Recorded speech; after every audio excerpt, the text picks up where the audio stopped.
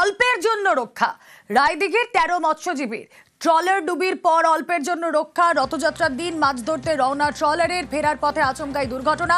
ট্রলারের পাটাতন ভেঙে জল ঢুকতে থাকে, পাশে থাকা অন্য ট্রলারের তৎপরতায় রক্ষা। ডুবে যাওয়া ট্রলারটি এখনো উদ্ধার করা যায়নি। যে ছবি আপনারা দেখছেন, বঙ্গোপসাগরের ট্রলার ডুবি অল্পের জন্য রক্ষা। রায়দিঘির ১৩ মৎস্যজীবীর রথযাত্রার দিন মাছ ধরতে রওনা ট্রলারের ফেরার পথে আচমকা দুর্ঘটনা।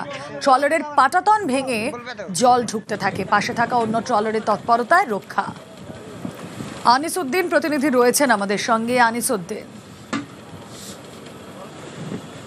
করতে কিন্তু ভাই ভাই নামের ট্রলারটি রায়দিঘি থেকে গত রথযাত্রার দিন ১৩ জন মৎস্যজীবীকে নিয়ে কিন্তু বঙ্গোপসাগরে মাছ ধরার উদ্দেশ্যে যায় এবং গতকাল তারা কিন্তু ঘাট অর্থাৎ রায়দিঘি ঘাটে ফেরার উদ্দেশ্যে তারা যখন মাছ ধরে ফিরছিলেন সেই সময় একেবারে তাদের যে হোস পাইপ সেখান ফেটে যায়, যে ট্রলারের হোস পাইপ, এবং তারপরেই জল ঢুকতে শুরু করে এবং পাটাতন ফেটে পুরো ট্রলারটি ডুবে যায়। এবং সেই সময় আশেপাশে একটি আব্বা মায়ের দোয়া নামে একটি ট্রলার ছিলেন এবং তারা কিন্তু এগিয়ে যায় এবং যে ডুবে যাওয়া যে ট্রলার ছিল সেখান থেকে ১৩ জন মৎস্যজীবী উদ্ধার করে এবং মৎস্যজীবীদেরকে আজকেই রায়দিঘি ঘাটে আনা হয়েছে এবং তাদেরকে প্রাথমিক চিকিৎসার জন্য হাসপাতালে পাঠানো হয়েছে।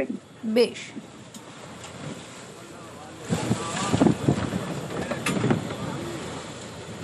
শুক্রবার সকাল ৮টার দিকে ফেরার পথে দুর্ঘটনা হয়ে যায়। বড়িতে সেতু পাইপ ফেটে গিয়ে জল ঢুকে যায়, বড়ি পুরো আচমকায় পুরো জলে ঢুকে যায়। বড়িটা বসে যায় হঠাৎই ফিরে এসছি, ওপরবেলার ডানের ওপর দিয়ে এসছি,